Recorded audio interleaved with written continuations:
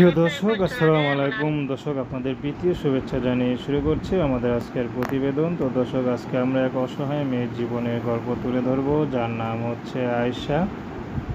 তো আয়েশা লেখাপড়া বেশি দূর করতে পারেনি, কারণ তার বাবা নেই, তার পরিবারে আর কেউ নেই, শুধু তার মা ছাড়া। তো তার বাবা মারা গিয়েছে খুব অল্প বয়সেই। আয়েশা যখন ছোট, তা সে সময় তার বাবা মারা যায়। তো মেয়ে মানুষের পক্ষে তেমন কিছু করা সম্ভব না, তাই তার মা বাসা বাড়িতে কাজ করে আয়েশাকে বেশি দূর লেখাপড়া করাতে পারেনি।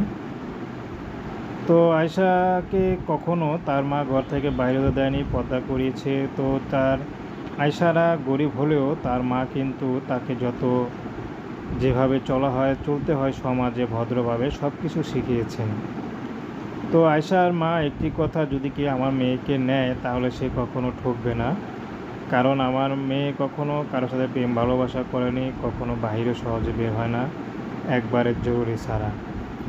তো এখন আয়েশাকে বিয়ে দিতে চায়, কিন্তু টাকার অভাবে অনেকে বিয়ে করে না। তো এখন আয়েশা ইউটিউবে এসেছেন, যদি কেউ তাকে বিয়ে শাদী করে, তার সাথে সংসার করতে চায়, তাহলে সে যেন স্ক্রিনে দেওয়া নাম্বারে ফোন দেয়। আয়েশার ব্যক্তিগত কোনো চাহিদা নেই, শুধু তার চাহিদা একটাই, যেহেতু স্বামীর আদর ভালোবাসা পায়। তো দর্শক, এই ছিল আয়েশার জীবনের সংক্ষিপ্ত জীবন কাহিনী, সেটা আপনাদের মাঝে তুলে ধরলাম। তো আপনারা আয়েশার সাথে যোগাযোগ করতে চাইলে স্ক্রিনে দেওয়া নাম্বারে ফোন দিলে আপনারা কথা বলতে পারবেন। তো দর্শক, প্রেম ভালোবাসা, সাহায্য সহযোগিতা, বিয়ে শাদী করা একান্ত আপনাদের ব্যক্তিগত ব্যাপার।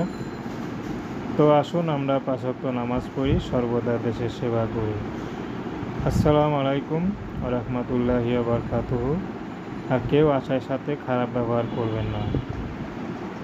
আপনারা ভালো থাকবেন, সুস্থ থাকবেন।